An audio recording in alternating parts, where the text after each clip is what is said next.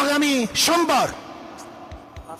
সোমবার 5 তারিখ ঢাকায় লক্ষ লক্ষ মানুষ নিয়ে এই খুনি শেখ হাসিনার উৎখাতের জন্য, পদত্যাগের জন্য, গদিচ্যুত করার জন্য গণমিছিল হবে ইনশাআল্লাহ। লক্ষ লক্ষ মানুষ নিয়ে ঢাকায় ইনশাআল্লাহ সকাল 10টায় গণমিছিল শুরু হবে। যেই গণমিছিলের আওয়াজে শেখ হাসিনার মাসনাদ ভেঙ্গে চুরমার হয়ে যাবে ইনশাআল্লাহ।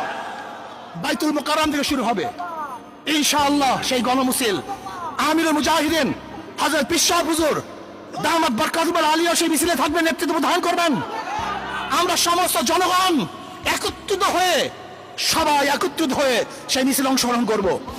আমি বাংলাদেশের শ্রমিক ভাইদেরকে বলবো, শ্রমিক ভাইরা আপনারা নেমে পড়ুন।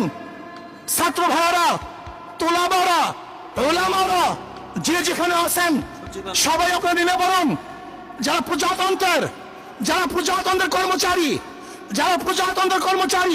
আমি প্রজাতন্ত্রের কর্মচারীদেরকে বলবো, এই খুনি সরকারের সহযোগিতা করবেন না। এই খুনি হাসিনা সহযোগিতা করার মানে হলো আপনার খুনকে স্বীকার করে নিয়েছেন, অবৈধ হত্যাকে আপনি সাপোর্ট দিয়েছেন। এর জন্য আমি প্রজাতন্ত্রের প্রত্যেকটা কর্মচারীকে বলবো, যারা প্রজাতন্ত্রের দায়িত্ব পালন করতেছেন, যারা প্রজাদের ভ্যাট এবং ট্যাক্সের পয়সা নিয়ে জীবিকা নির্বাহ করতেছেন, আমি প্রজাতন্ত্রের প্রত্যেকটা কর্মচারীকে বলবো, এই সরকারের অসহযোগিতা করুন, এই সরকারের সহযোগিতা করবেন না।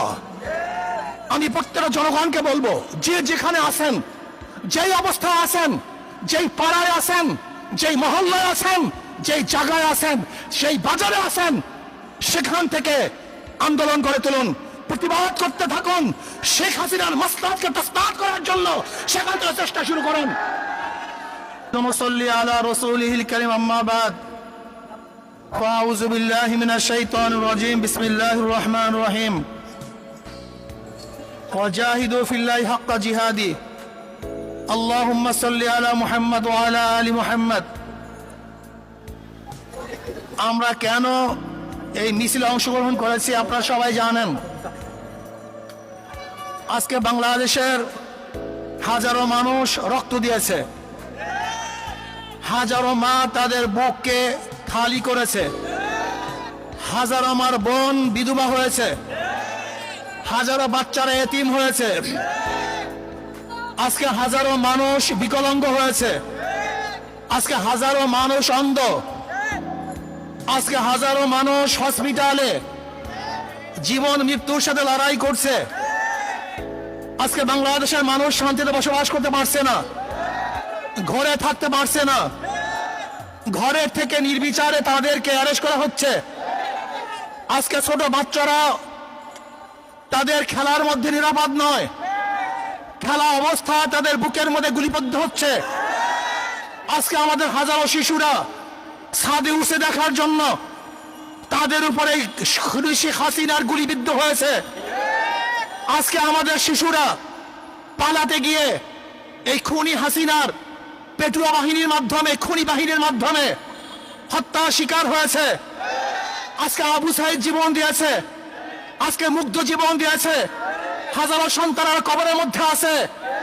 এমনকি আজকে বাংলাদেশের অবস্থা কি চলছে, বাবা তার লাশের পরিচয় দেয় না ভয়ে, ভাই তার লাশের পরিচয় দেয় না, হাজারো লাশ বেয়ারিশ আজকে দাফন করা হয়েছে। আজকে মানুষের শান্তি কেড়ে নেওয়া হয়েছে। আজকে বাংলাদেশকে বিক্রি করার ষড়যন্ত্র চলতেছে।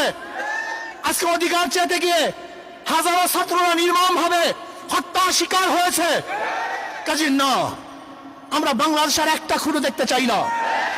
আমি শেখ হাসিনাকে বলবো, খুনি হাসিনাকে বলবো, বাংলাদেশের আর কোন জনগণের বুকে আপনি গুলি চালাবেন না। যদি গুলি চালান তাহলে বাংলাদেশের জনগণ ঐক্যবদ্ধ হয়ে এখন যেইভাবে মাঠে আছে এইভাবে ঐক্যবদ্ধ ভাবে গণভবনকে দখল করবে ইনশাআল্লাহ। প্রিয় ভাইরা আমার, আমরা ছাত্রদের ন্যায্য দাবির সাথে ইসলামী আন্দোলন আগের থেকেও ছিল, এখনো আছে, আগামীও থাকবে ইনশাআল্লাহ। যে অসহযোগ আন্দোলনের ঘোষণা দিয়েছে